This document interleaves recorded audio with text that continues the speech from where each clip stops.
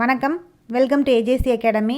இன்றைக்கி இந்த கிளாஸில் நம்ம என்ன பார்க்க போகிறோன்னா, பில்டிங் மெட்டீரியல் பற்றி தான் இந்த கிளாஸில் பார்க்க போகிறோம். பில்டிங் மெட்டீரியலில் இருக்கக்கூடிய எல்லா யூனிட்ஸையும் நம்ம ஒவ்வொரு டாப்பிக்காக கவர் பண்ணிகிட்டே பார்க்க போகிறோம்.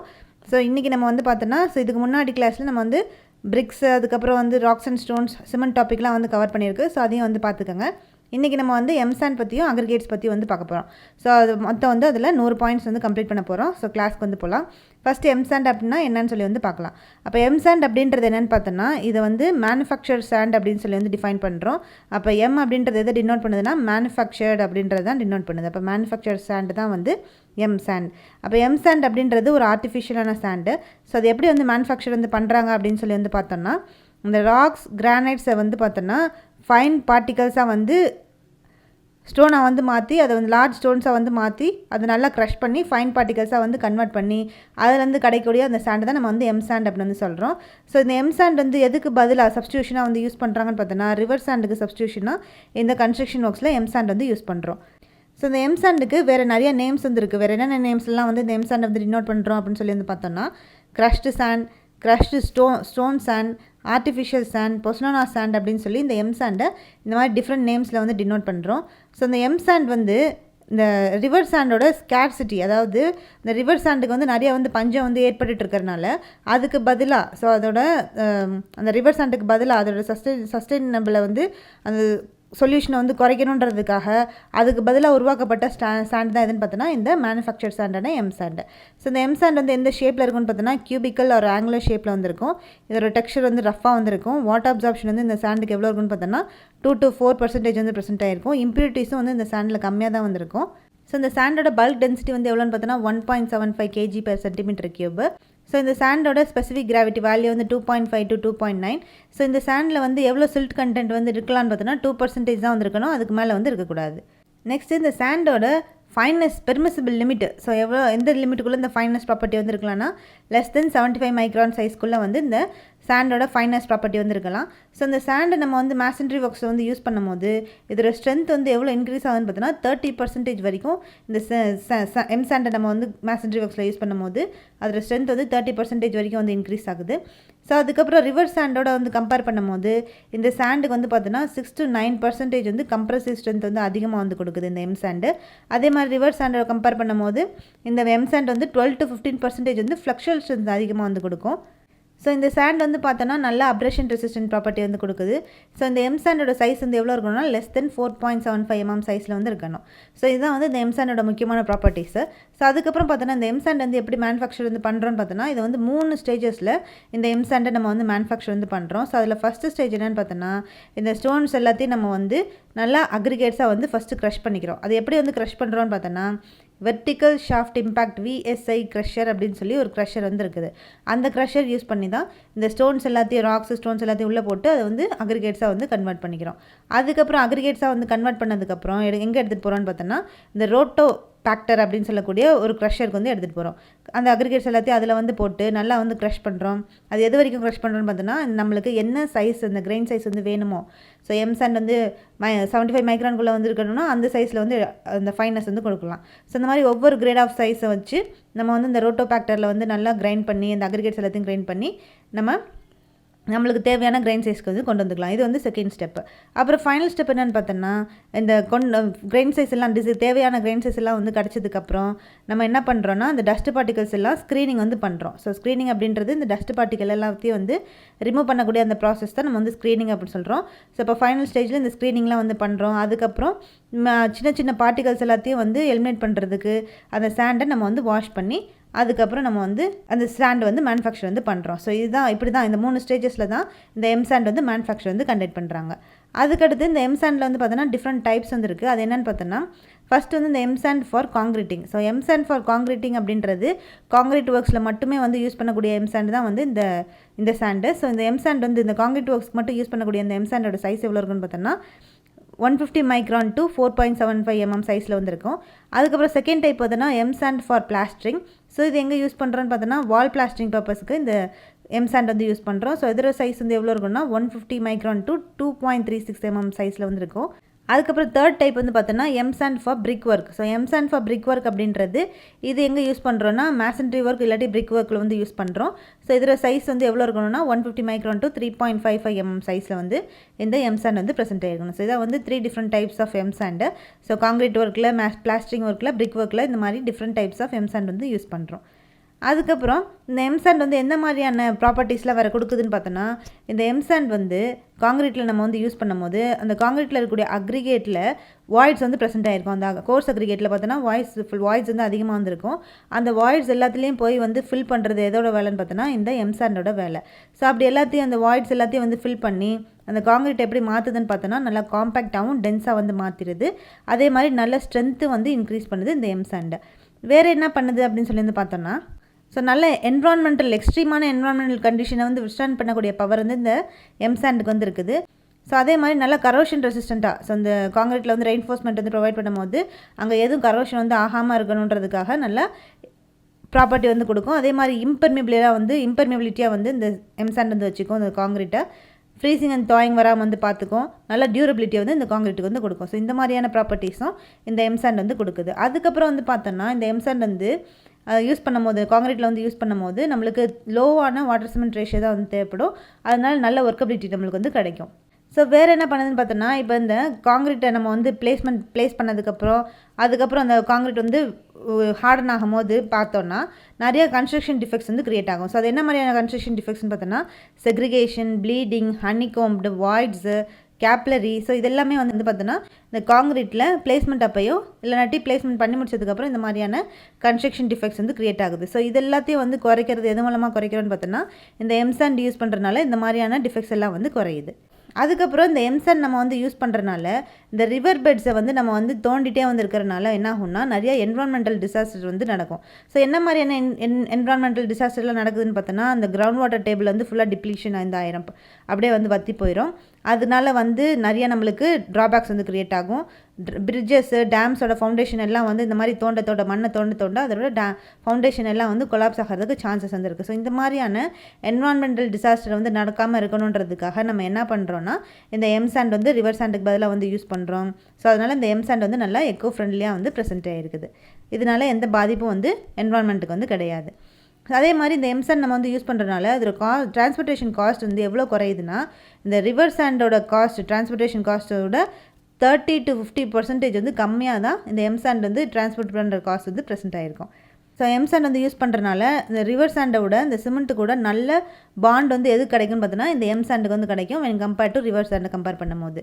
ஸோ இதில் வந்து சில டிஸ்அட்வான்டேஜஸும் வந்துருக்கும் இந்த எம்சாண்டில். ஸோ அது என்னன்னு பார்த்தோன்னா, இப்போ இந்த பொதுவாக இந்த எம்சாண்ட் வந்து என்ன ஷேப்பில் இருக்கும், ஆங்குலர் ஷேப்பில் வந்து இருக்கும் அப்படின்னு சொல்லி வந்து தெரியும்.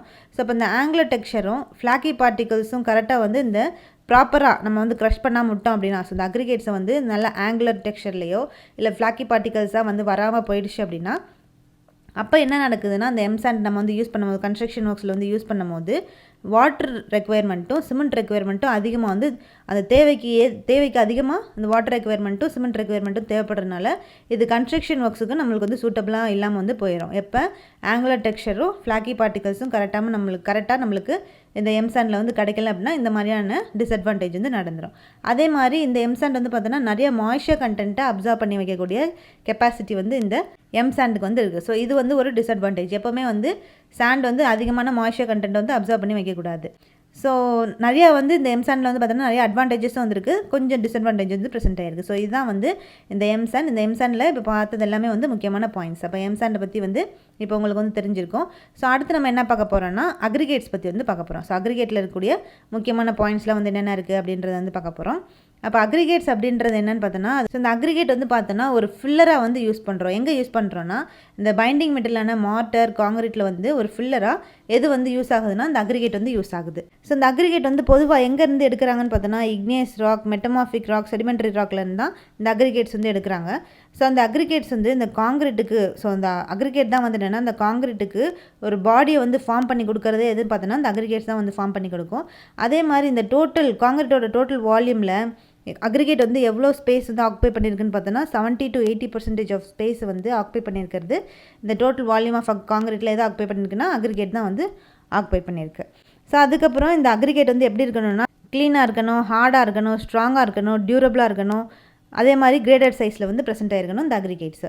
ஸோ கோர்ஸ் அக்ரிகேட் வந்து எந்த ஃபார்மில் இருக்கும்னு பார்த்தோன்னா, இந்த காங்கிரீட்டில் வந்து மெயின் மேட்ரிக்ஸாக வந்து ஆக்ட் ஆகிறது இந்த கோர்ஸ் அக்ரிகேட்டு.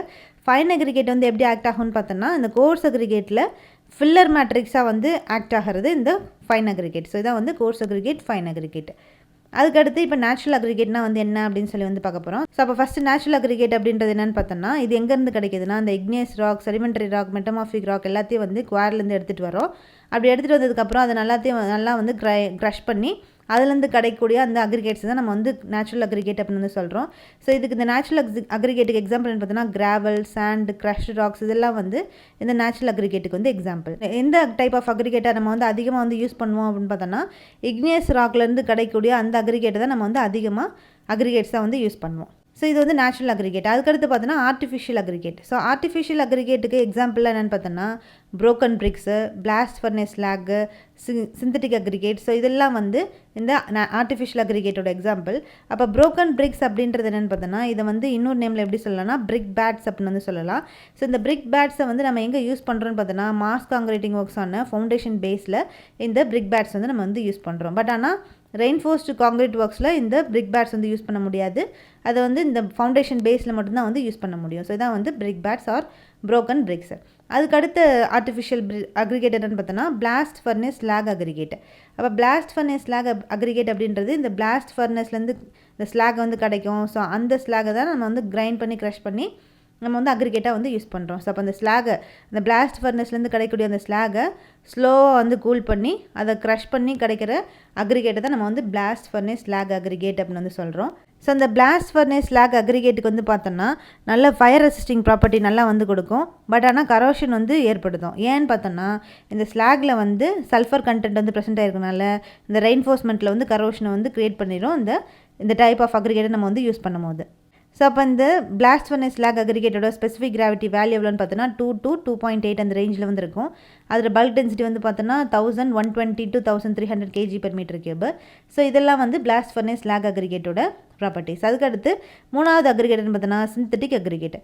ஸோ இந்த ஆர்டிஃபிஷியல் அக்ரிகேட்டில் தான் இந்த டைப்ஸ் எல்லாத்தையும் நம்ம வந்து பார்த்துட்ருக்கோம். அப்போ இந்த ஆர்டிஃபிஷியல் அக்ரிகேட்டில் சிந்தட்டிக் அக்ரிகேட் வந்து எப்படி ப்ரொடியூஸ் பண்ணுறோம் அப்படின்னு வந்து பார்த்தோன்னா, இந்த லைட் வெயிட் காங்கிரீட்டுக்கு எக்ஸ்பாண்டட் கிளே, ஷேல்லாம் வந்து யூஸ் பண்ணுறோம். இந்த லைட் வெயிட் காங்கிரீட் வந்து செய்கிறதுக்கு நம்மளுக்கு வந்து எது தேவைப்படும்னு பார்த்தோன்னா எக்ஸ்பாண்டட் கிளே, அதுக்கப்புறம் ஷேல் வந்து தேவைப்படும். ஸோ அந்த மெட்டீரியலை தான் வந்து தெர்மலாக வந்து ப்ராசஸ் பண்ணி நம்ம வந்து அக்ரிகேட்டாக வந்து கன்வெர்ட் பண்ணுறோம். ஸோ அந்த அக்ரிகேட் தான் நம்ம என்ன சொல்கிறோம்னா சிந்தட்டிக் அக்ரிகேட் அப்படின்னு வந்து டிஃபைன் பண்ணுறோம். ஸோ இதான் வந்து 3 டைப் ஆஃப் அக்ரிகேட். இந்த 3 டைப் ஆஃப் அக்ரிகேட் எது கீழே வரும்னு பார்த்தோன்னா, இந்த ஆர்டிஃபிஷியல் அக்ரிகேட்டு கீழே தான் இந்த 3 type broken bricks, blast furnace slack aggregate, அதுக்கப்புறம் வந்து சிந்தட்டிக் அக்ரிகேட் எல்லாம் வந்து இந்த ஆர்டிஃபிஷியல் அக்ரிகேட் கீழே தான் வந்து வரும். அப்போ இந்த அக்ரிகேட்டில் நேச்சுரல் அக்ரிகேட்னா வந்து என்ன, ஆர்டிஃபிஷியல் அக்ரிகேட்னா வந்து என்ன அப்படின்னு சொல்லி வந்து பார்த்தாச்சு. அதுக்கடுத்து இப்போ வந்து கோர்ஸ் அக்ரிகேட்னா வந்து என்ன, ஃபைன் அக்ரிகேட்னா வந்து என்ன அப்படின்னு சொல்லி வந்து பார்க்க போகிறோம். அப்போ கோர்ஸ் அக்ரிகேட் அப்படின்றது என்னென்னு பார்த்தோன்னா, இப்போ இந்த அக்ரிகேட் வந்து பாஸ் ஆகிறது IS sieve நம்பர் 75 mm சைஸில் வந்து பாஸ் ஆகி ரீட்டைன் ஆகிறது, அது வந்து ஸ்டே ஆகி நிற்கிறது எந்த சீவ் சைஸில் நிற்கும்னு பார்த்தோன்னா 4.75 mm சீவ் சைஸில் வந்து ரீட்டைன் ஆகி நின்றுச்சு அப்படின்னா அந்த டைப் ஆஃப் அக்ரிகேட் தான் நம்ம என்ன சொல்லணும்னா கோர்ஸ் அக்ரிகேட் அப்படின்னு வந்து சொல்கிறோம். அப்போ இந்த கோர்ஸ் அக்ரிகேட்டில் அதோட மேக்ஸிமம் சைஸ் எவ்வளோ இருக்குன்னா 80 mm வந்து ப்ரெசென்ட் ஆகிருக்கும். ஸோ அந்த கோர்ஸ் அக்ரிகேட்டில் மினிமம் சைஸ் எவ்வளோன்னு பார்த்தோன்னா 4.75 mm வந்து ப்ரெசென்ட் ஆகிருக்கும். அதுக்கடுத்து இந்த கோர்ஸ் அக்ரிகேட்டுக்கு என்ன வந்து எக்ஸாம்பிள் பார்த்தோன்னா கிராவல், கொபுல்ஸ், இந்த பவுல்டர்ஸ் இதெல்லாம் வந்து இந்த கோர்ஸ் அக்ரிகேட்டுக்கு வந்து எக்ஸாம்பிள். அதுக்கடுத்து சைக்ளோபியன் அக்ரிகேட்னா வந்து என்ன அப்படின்றது பார்க்க போகிறோம். அப்போ சைக்ளோபியன் அக்ரிகேட் அப்படின்றது என்னென்னா, அந்த அக்ரிகேட்டோட சைஸ் வந்து 75 mmலேருந்து 150 mm சைஸில் அந்த அக்ரிகேட் வந்து இருந்துச்சுன்னா அந்த டைப் ஆஃப் அக்ரிகேட்டை நம்ம என்ன சொல்கிறோன்னா சைக்ளோபியன் அக்ரிகேட் அப்படின்னு சொல்லி வந்து டினோட் பண்ணுறோம். அதுக்கடுத்து ஃபைன் அக்ரிகேட். ஸோ அப்போ ஃபைன் அக்ரிகேட் அப்படின்றது என்னென்னு பார்த்தோன்னா, இப்போ இந்த அக்ரிகேட் வந்து பாஸ் ஆகிறது 4.75 mm சீவ் சைஸில் வந்து பாஸ் ஆகி ரீட்டைன் ஆகிறது 75 மைக்ரான் சீவ் சைஸில் வந்து ரீட்டைன் ஆச்சு அப்படின்னா அந்த டைப் ஆஃப் அக்ரிகேட்டை நம்ம என்ன சொல்கிறோம்னா ஃபைன் அக்ரிகேட் அப்படின்னு வந்து சொல்கிறோம். ஸோ அப்போ அந்த ஃபைன் அக்ரிகேட்டுக்கு எக்ஸாம்பிள் என்னென்னு பார்த்தோன்னா natural sand, silt, clay, gravel இதெல்லாம் வந்து இந்த ஃபைன் அக்ரிகேட்டோட எக்ஸாம்பிள். அதுக்கடுத்து இந்த ஃபைன் அக்ரிகேட்டோட மினிமம் சைஸ் வந்து என்னென்னு பார்த்தோன்னா 0.075 mm. ஸோ இந்த ஃபைன் அக்ரிகேட்டோட மேக்ஸிமம் சைஸ் என்னென்னு பார்த்தோன்னா 4.75 mm.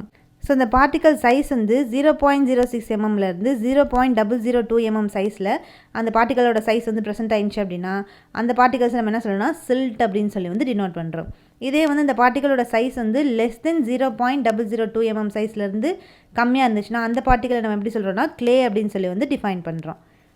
ஸோ இந்த ஃபைன் அக்ரிகேட்லேயே வந்து பார்த்தோன்னா அதையும் வந்து 3 டைப்பாக வந்து கிளாஸிஃபை பண்ணியிருக்காங்க. ஸோ அது coarse sand, fine sand, medium sand அப்படின்னு சொல்லி.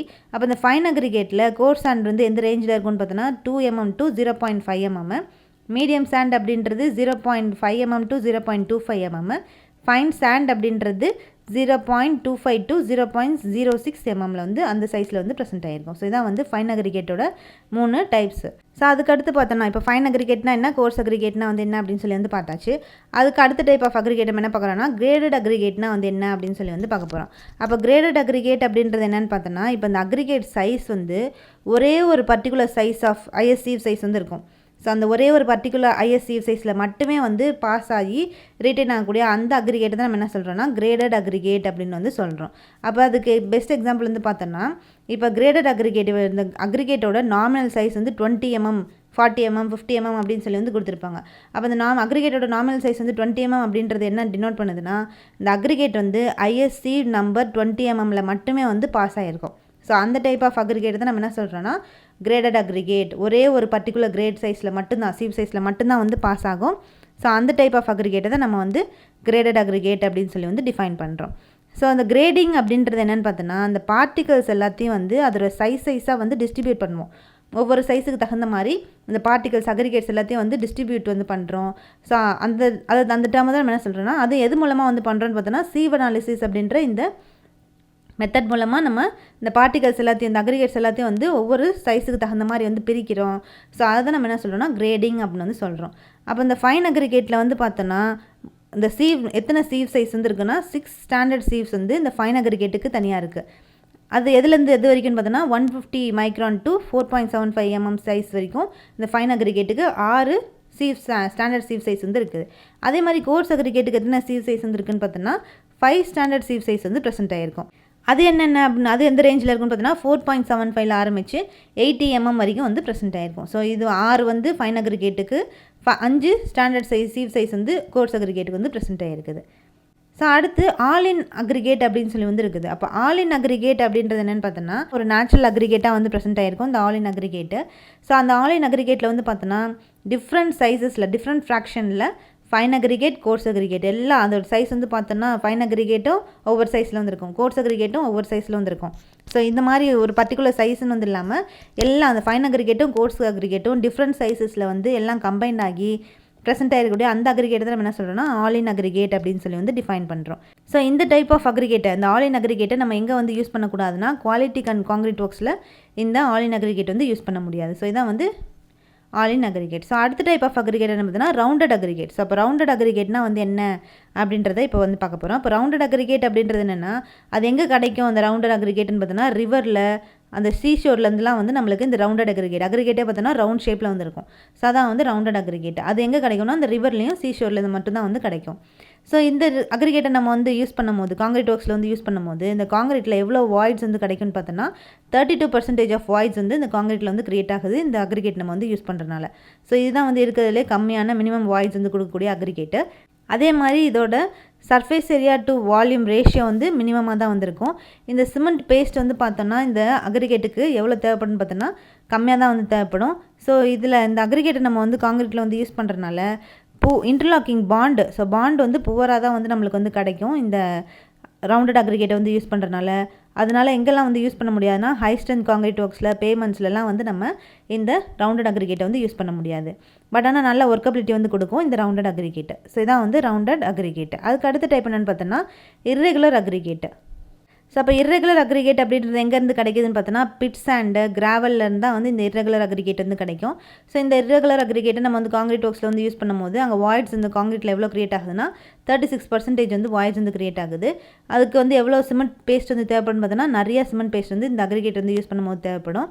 ஸோ இது வந்து இர்ரெகுலர் ஷேப்பில் இருக்கிறதுனால நல்ல பாண்ட் வந்து கொடுக்கும் இந்த காங்கிரீட்டுக்கு. அதே மாதிரி இதை வந்து எங்கே யூஸ் பண்ணலான்னு பார்த்தோன்னா ஆர்டினரி காங்கிரீட் ஒர்க்ஸுக்கு இந்த இர்ரெகுலர் அக்ரிகேட் நம்ம வந்து யூஸ் பண்ணலாம். ஸோ ஒர்க்கபிலிட்டி இது வந்து கம்மியாக தான் வந்து கொடுக்கும் இந்த இர்ரெகுலர் அக்ரிகேட்டை. அதுக்கடுத்த அக்ரிகேட்னு பார்த்தோன்னா angular aggregate. So angular aggregate வந்து எங்கேருந்து கிடைக்குதுன்னு பார்த்தோன்னா க்ரஷ்டு ராக்ஸ்லேருந்து இந்த ஆங்குலர் அக்ரிகேட் வந்து கிடைக்குது. ஸோ இது எந்த ஷேப்பில் இருக்கும், எப்படி இருக்குன்னு பார்த்தோன்னா ஷார்ப்பாக இருக்கும் இந்த அக்ரிகேட்டு, ஆங்குலர் ஷேப்பில் இருக்கும், ரஃப்பாக வந்து ப்ரெசென்ட் ஆகிருக்கும். ஸோ இதில் வந்து பார்த்தோன்னா இந்த காங்கிரீட்டில் நம்ம வந்து இந்த ஆங்குலர் அக்ரிகேட்டை யூஸ் பண்ணும்போது இதில் வாய்ட்ஸ் வந்து எவ்வளோ கிடைக்கும்னு பார்த்தோன்னா 40% வரைக்கும் வாய்ட்ஸ் வந்து கிரியேட் ஆகுது. ஸோ இதுதான் வந்து இந்த அக்ரிகேட்ஸ்லேயே வந்து அதிகமான வாய்ட்ஸ் வந்து கொடுக்கக்கூடிய அக்ரிகேட் எதுன்னு பார்த்தோன்னா இந்த ஆங்குலர் அக்ரிகேட் தான். பட் ஆனால் இந்த ஆங்குலர் அக்ரிகேட் வந்து பார்த்தோன்னா நல்ல பாண்டு வென் கம்பேர்ட் டு முன்னாடி பார்த்த இந்த இரகுலர் அக்ரிகேட்டுக்கும் ரவுண்டட் அக்ரிகேட்டுக்கும் கம்பேர் பண்ணும்போது இந்த ஆங்குலர் அக்ரிகேட் வந்து நல்ல பாண்ட் வந்து கொடுக்கும் இந்த காங்கிரீட்டில் நம்ம வந்து யூஸ் பண்ணும்போது. அதனால தான் இந்த பாண்டிங் வந்து நல்லா வந்து கொடுக்குறதுனால இந்த ஆங்குலர் அக்ரிகேட்டை நம்ம எங்கே யூஸ் பண்ணுறோன்னு பார்த்தோன்னா ஹை ஸ்ட்ரென்த் காங்கிரீட் ஒர்க்ஸில், அதுக்கப்புறம் பேமெண்ட் ஒர்க்ஸ்லாம் வந்து இந்த அக்ரிகேட் தான் வந்து யூஸ் பண்ணுறோம். ஸோ இதுக்கு சிமெண்ட் பேஸ்ட்டு வந்து அதிகமாக வந்து தேவைப்படும். ஸோ இதான் வந்து ஆங்குலர் அக்ரிகேட். அதுக்கடுத்து flaky aggregate. So flaky aggregate அப்படின்றது என்னென்னு பார்த்தோன்னா, இப்போ இந்த அக்ரிகேட்டோட திக்னஸ் வந்து அந்த அக்ரிகேட்டோட வித்தோடையும் லென்த்தோடையும் கம்பேர் பண்ணும்போது இந்த அக்ரிகேட்டோட திக்னஸ் வந்து கம்மியாக வந்து இருந்துச்சு அப்படின்னா அந்த டைப் ஆஃப் அக்ரிகேட்டை நம்ம என்ன சொல்கிறோன்னா ஃப்ளாக்கி அக்ரிகேட் அப்படின்னு சொல்லி வந்து டினோட் பண்ணுறோம். ஸோ அப்போ இந்த ஃப்ளாக்கி அக்ரிகேட்டில் அந்த அக்ரிகேட்டோட லீஸ் டைமென்ஷன் வந்து இந்த மீன் டைமென்ஷனோட வந்து பார்த்தோன்னா 60% வந்து கம்மியாக வந்து இருக்கும். ஸோ அந்த மாதிரி இருக்கக்கூடிய அந்த அக்ரிகேட்டை நம்ம வந்து ஃப்ளாக்கி அக்ரிகேட் அப்படின்னு சொல்லி வந்து டிஃபைன் பண்ணுறோம். ஸோ இதுதான் வந்து ஃப்ளாக்கி அக்ரிகேட். அதுக்கடுத்து எலாங்கேட்டட் அக்ரிகேட்.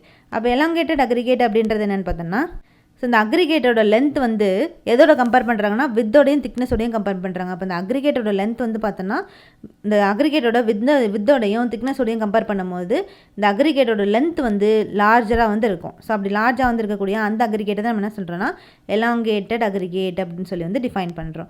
இந்த எலாங்கேட்டட் அக்ரிகேட்டோட லென்த் வந்து இந்த மீன் டைமென்ஷன்லேருந்து எவ்வளோ அதிகமாக இருக்குன்னு பார்த்தோன்னா 180% வந்து அதிகமாக வந்திருக்கும் இந்த அக்ரிகேட்டோட லென்த். ஸோ அந்த டைப் ஆஃப் அக்ரிகேட்டை தான் நம்ம எப்படி டிஃபைன் பண்ணுறோன்னா எலாங்கேட்டட் அக்ரிகேட் அப்படின்னு சொல்லி வந்து டிஃபைன் பண்ணுறோம். ஸோ இதான் வந்து ஃப்ளாக்கி அக்ரிகேட்னா வந்து என்ன, எலாங்கேட்டட் அக்ரிகேட்னா வந்து என்ன அப்படின்னு சொல்லி வந்து பார்த்தோம். அதுக்கடுத்து பார்த்தோம்னா நார்மல் வெயிட் அக்ரிகேட் வந்து என்னன்னு சொல்லி வந்து பார்க்க போகிறோம். அப்போ நார்மல் வெயிட் அக்ரிகேட் அப்படின்றது என்னென்னு பார்த்தோன்னா அதில் வந்து ஸ்பெசிஃபிக் கிராவிட்டி ரேஞ்ச் எவ்வளோ இருக்குன்னா 2.5 to 2.7 அந்த ரேஞ்சில் வந்து இருக்கும். யூனிட் வெயிட் வந்து எவ்வளோ இருக்கும் பார்த்தோன்னா 23 to 26 kN/m³ இருக்கும். பல்க் டென்சிட்டி வந்து 1520 to 1680 kg/m³ வந்து இருக்கும். ஸோ இந்த நார்மல் வெயிட் அக்ரிகேட்டுக்கு எக்ஸாம்பிளாக பார்த்தோன்னா சாண்ட், கிராவல், சாண்ட்ஸ்டோன், லைம்ஸ்டோன் இதெல்லாம் வந்து இந்த நார்மல் வெயிட் அக்ரிகேட்டோட எக்ஸாம்பிள். அதுக்கடுத்து ஹெவி வெயிட் அக்ரிகேட் அப்படின்னு சொல்லி வந்து இருக்குது. அப்போ ஹெவி வெயிட் அக்ரிகேட் அப்படின்றதுல அதுக்கு ஸ்பெசிஃபிக் கிராவிட்டி ரேஞ்ச் எவ்வளோ இருக்குன்னு பார்த்தோன்னா 2.8 to 2.9 வந்து இருக்கும். யூனிட் வெயிட் வந்து 25 to 29 kN/m³ வந்து ப்ரெசென்ட் ஆகிருக்கும். பல்க் டென்சிட்டி வேல்யூ வந்து கிரேட்டர் தென் 2080 kg/m³ வந்து இருக்கும். ஸோ இந்த ஹெவி வெயிட் அக்ரிகேட்டுக்கு எக்ஸாம்பிள்னு பார்த்தோன்னா மேக்னடைட், பேரியட். ஸோ இதெல்லாம் வந்து இந்த ஹெவி வெயிட் அக்ரிகேட்டுக்கு வந்து எக்ஸாம்பிள். அதுக்கடுத்து லைட் வெயிட் அக்ரிகேட் வந்து இருக்குது. இப்போ லைட் வெயிட் அக்ரிகேட்டோட அதில் யூனிட் வெயிட் வந்து எவ்வளோன்னு பார்த்தோன்னா 12 kN/m³ வந்து இருக்கும். ஸோ பல்க் டென்சிட்டி வேல்யூ வந்து எவ்வளோ இருக்குன்னு பார்த்தோன்னா லெஸ் தென் 1120 kg/m³ வந்துருக்கும். ஸோ இந்த லைட் வெயிட் அக்ரிகேட்டுக்கு எக்ஸாம்பிள் பார்த்தீங்கன்னா டோலமைட், பூமிஸ், சிண்டர், கிளே இதெல்லாம் வந்து இந்த லைட் வெயிட் அக்ரிகேட்டோட எக்ஸாம்பிள். ஸோ இதான் வந்து normal weight aggregate, heavy weight aggregate and light weight அக்ரிகேட்னா வந்து என்ன அப்படின்னு சொல்லி அதோட ப்ராப்பர்ட்டிஸில் வந்து என்ன இருக்குது அப்படின்னு சொல்லி வந்து பார்த்தோம். ஸோ இன்னும் கொஞ்சம் பாயிண்ட்ஸ்லாம் வந்து இந்த அக்ரிகேட்ஸில் வந்து இருக்குது. ஸோ அதை வந்து நெக்ஸ்ட் கிளாஸில் நம்ம வந்து கம்ப்ளீட் பண்ணிடலாம் இந்த அக்ரிகேட் டாப்பிக்கை. ஸோ இன்றைக்கி நம்ம வந்து இந்த எம்சன்னா வந்து என்ன அக்ரிகேட்டில் கொஞ்சம் பாயிண்ட்ஸ் ஃபுல்லாக நம்ம வந்து முக்கியமான பாயிண்ட்ஸ்லாம் வந்து கம்ப்ளீட் பண்ணியிருக்கோம். ஸோ இதனால் வந்து ப்ரிப்பேர் பண்ணிக்கோங்க. நெக்ஸ்ட் கிளாஸில் ரிமைனிங் பாயிண்ட்ஸை நம்ம வந்து கம்ப்ளீட் பண்ணிடலாம். தேங்க்யூ.